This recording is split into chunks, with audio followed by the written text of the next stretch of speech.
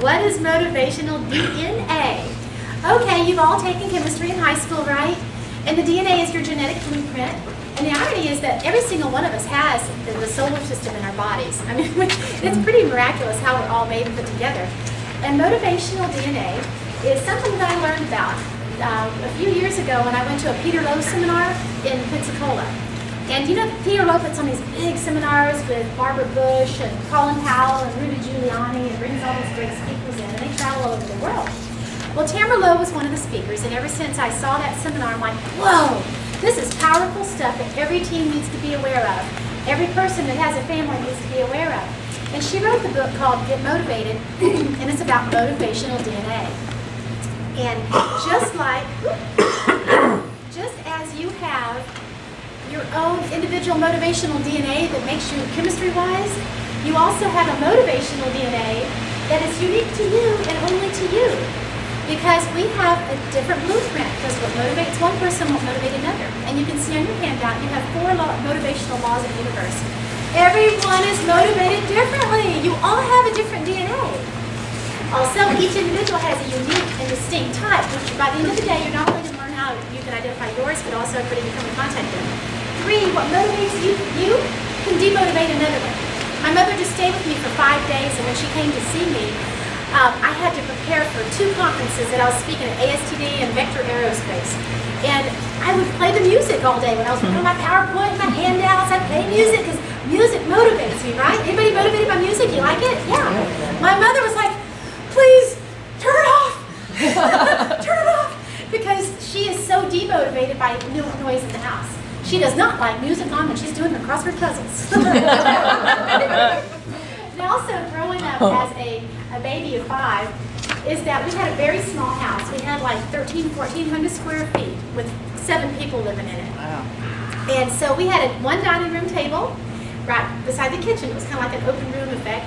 And so to be able to study and learn and do my homework and everything, that was where I would study. And I would learn to study there, even if the dishwasher was running, my sisters were screaming and yelling at each other, TV was blasting, the dog was barking, the phone was ringing. And I learned how to be a fairly good student at that table. So here I am today. The best work of my life gets done in a coffee shop, in a restaurant, where there's action and activity. Put me into a library, I can't focus. Is anybody else in here like you like the distractions that help stimulate you? Who likes a library for concentration? Like quiet, yeah, focus. It made me crazy. I can't have that much silence. So just that alone helps to illustrate how different we are as far as our DNA is concerned. Now, Tamara Lowe traveled for over 10 years to over 78 countries, interviewing and surveying over 12,000 people, irregardless of race, creed, sex, national origin, socioeconomic status, whatever. She was able to pinpoint it down with all of the people that she surveyed to 6 universal motivational factors. Only 6, isn't that amazing? And you get them on a silver platter today, and you don't even have to travel. It came down to the DNA, where you've got the drives, the needs, and the awards, and these are the 6. The drives are going to be either production drives, or they're going to be connection drives.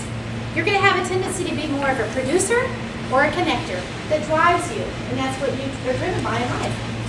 With needs, you either are going to have a need for stability and predictability, or you have a need for variety, excitement, and adventure. And with awards, you're either going to be internally motivated, or you're going to be externally motivated. And as we dig down into this, you're going to see it very quickly. I can tell you right off the bat, I am a total connector drive, aren't I? I mean, I want to connect, feel the love. I just want to connect with everybody. And also, I love variety. That's why I'm a speaker. That's why it's hard to work for a company and be shoved into a box. Suzanne is too. That's why when somebody tried to squash her spirit, she's like, no! I actually was in a company a few years ago that tried to squish me into a box, and I developed an ulcer because my energy was so suffocated that it caused physical reaction. Yep. And so if you're doing anything in your life that's contracting you to that point, you really need to take a look at your environment. Relationships do this too. And also, internal versus external awards. I am totally an internal girl because when I first came to Destin, or Niceville, 12 years ago, I became a motivational speaker for children, and I was developing Dale Carnegie-style programs for schools. And I was able to reach over 15,000 children from 3rd to 12th grades throughout Okaloosa and Walton counties in 1 year. It was phenomenal. Best work of my entire life. Best work, no offense. How much did I get paid? Squat.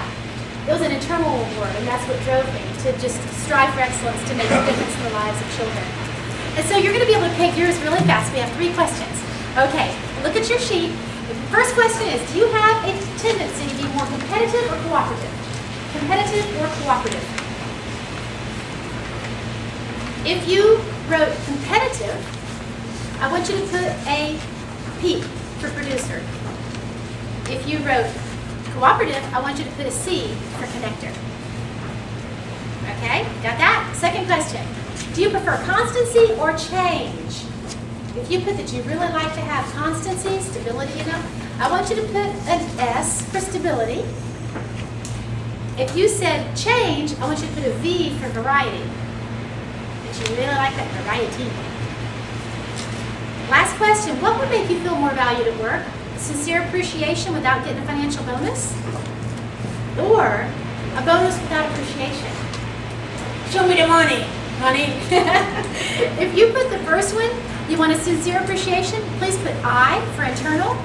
And if you put a bonus without appreciation, please put an E for external. And so I am a CVI. CVI. Do we have any CVIs in the room? These are my peeps. Okay, call out some of your other DNA arrangements. Yep. PDI. PDI? No, CVI. PSE. PCI? PSE. PSE? PBE. CVI, and here's a CSI TV show. By virtue of you having this identity for yourself right now, it pegs you really quickly what drives and motivates you. Very quickly. We're going to elaborate on that further. Now, having 17-year-old boy-girl twins, they could not be more different. And it is an exercise in this completely, because what motivates one demotivates the other. My boy is an introvert. He is thrilled to stay in his room and never come out. He's happy. He's so happy. My daughter, that would be total punishment. She could not bear it. So when they were little, and I would say, Allie, go to your room. And she would cry, no, because she didn't want to miss anything. She didn't want to be stuck alone. Give it to my son, it was an award. So you can't discipline them the same way, right? And it's kind of like the love language. When they were in 4th grade, I asked my son, honey, what do I do for you that makes you feel the most love? You should all ask your loved ones that question, and they'll tell you what their love language is. What do I do for you that makes you feel the most loved? And my son said, when you cuddle me asleep and you cuddle me awake. This was physical touch. That child has to be touched. And so now at 240 pounds, 6 feet tall, linebacker on the high school football team, if we're in the car, I'm rubbing his shoulder. If he's driving, I'm rubbing his arm. If he's watching TV, I come up and start rubbing his back. Because this kid wants to be touched. Do not touch my daughter. She is not a toucher girl, and it made me really happy for that when she became a teenage girl. Interested in teenage boys. I was hoping she'd say the same to them. Don't touch me. I asked my daughter that same question, what do I do for you that makes you feel the most love? And my daughter said, when you hang out with me, when we play games together, when you help me with my homework, that alone tells me that she's a quality time girl and I need to give her attention. My son could is careless about spending time with me. Just rub my back. So, anyway, everybody's motivated differently. So what the drives are they are internal forces that will mobilize a person to take action. And I'm going to give you examples of what these personality styles look like. Margaret Thatcher, one of our greatest world's leaders, was the Iron Lady.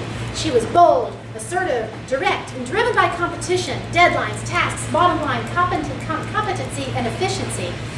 Who's a P in here? And I have all the P's. Well, the real P's stand up. Okay, cool. These are folks you like to put in charge of a project because they'll bring it to completion. And they're very impatient with people that are lagging the project. Yeah? Okay, connectors. Here's Ron Howard. Open Taylor. These friendly, talkative, people-oriented. If you are a connector, you are driven by collaboration. We love teamwork. We're great team players because we want to empower and help everybody. And also, relationships come first. With Connector, if your relationships are upside down and inside out and in pain, nothing in life works. But with Connector, if all your relationships are good, oh, it is perfect. You can do absolutely anything. Needs. Needs are the core requirements that a person needs in order to be fulfilled. Stability. Who's a stability person in here? Okay, you need constancy. You are logical, organized, and dependable. You tend to like facts and logic and details. There's predictable consistency. I don't like being in a box. And they like set schedules and to know what's going to be coming up next. But then you have those of us who are variety. Yay! Variety. We're animated, persuasive, spontaneous, so spontaneous. I remember one Christmas morning, my husband and my mom was with us.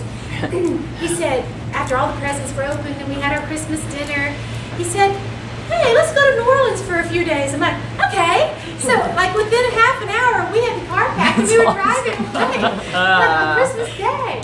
I love spontaneous. Spontaneous. It's fun. My mother needs a week notice. Week notice. I have two sisters like that too. We are stimulated by change. We thrive on change. I have only been in my house for 3 years and I'm so ready to move again. I should have married in the military because then I've been out of a new house every 3 years. My grandmother, on the other hand, she lived in the same house for 65 years and I don't know how you do that. I'd be so depressed. She's so sad, but she loved it. We need variety, surprise, and adventure, and relaxed schedules. I don't like having to punch a clock or being told where to go and what to do.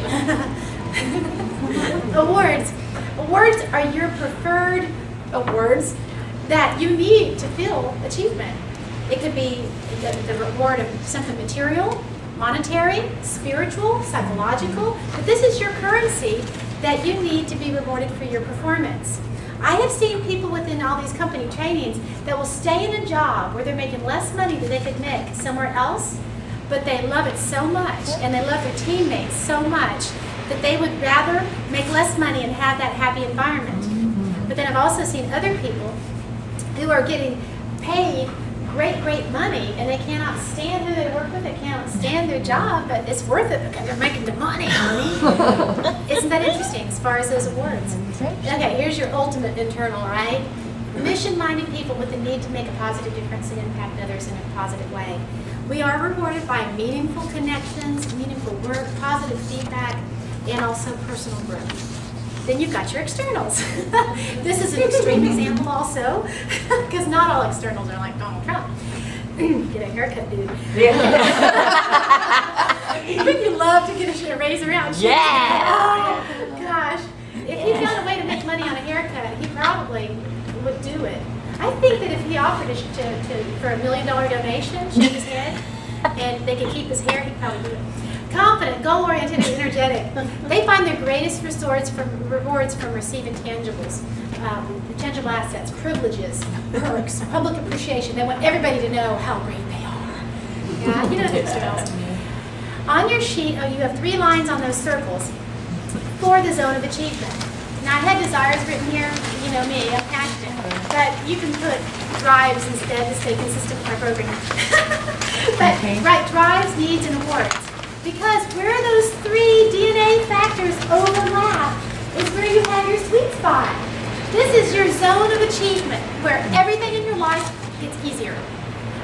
Any dream you have, any goal you have, if you are operating in that zone of achievement where those 3 things are overlapping, everything in life is easier. But if you're finding that you're running yourself against a firewall, bloodying yourself against a brick wall, throwing yourself against the rocks all the time with every step you take, trying to achieve your goals, it's because these 3 guys are not in alignment and you are not in your sweet spot.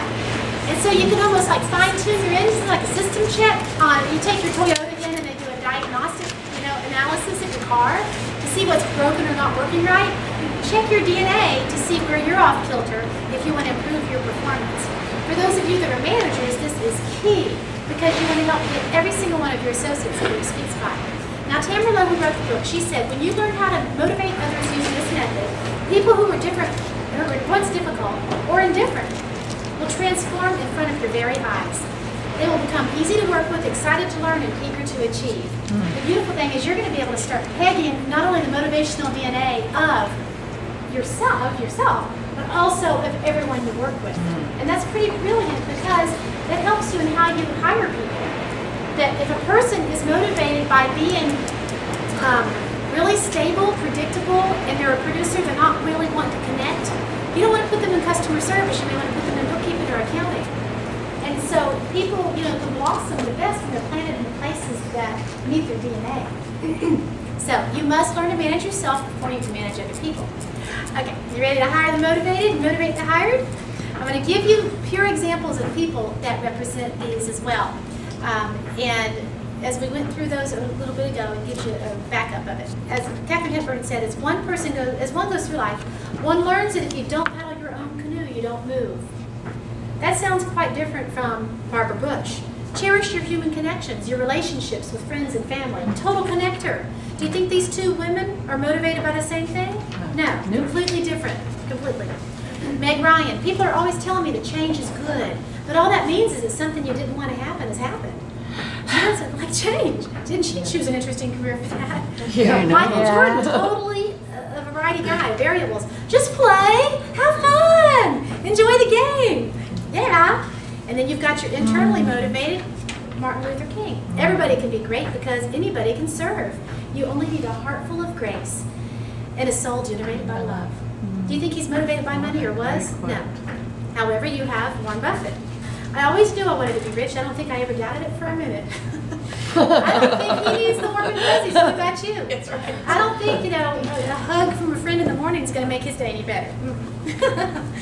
Now, you can see the combinations on the bottom of that sheet. They give you the different recipes. And I had a typo on one of them. If it doesn't seem to line up, you tell me and I'll fix it later. Okay, the director. That's the PSI. James Cameron, total director. Producer, stability, internal. The visionary. Folks that are producers, but they like variety, and it's internally rewarding to them because they're stimulated by it. Oh, you've got George Patton. Or George C. Scott, either one. Both of them were the Chiefs. Producer, stability, external. The champion. This is Muhammad Ali. He's a PVE. Producer, variety, external. The supporter. The CSI. You're a CSI. Yay! We'll call her Queen Latifah now. It's not kind. The Queen. Connection, stability, and internal. And here you've got a relator. This relator, Oprah Winfrey couldn't be a better picture for that because these are the CBIs. Yes, I know. Oprah! Rock on!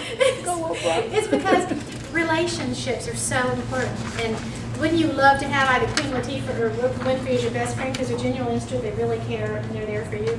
And then you got the refiner. She's a little bit more on the anal side. She's going to be really detailed, really organized, and she's going to let you know if you're not. That's her. And it's Susan awesome. Orman. And then, of course, we had Steve Irwin, who was the crocodile hunter.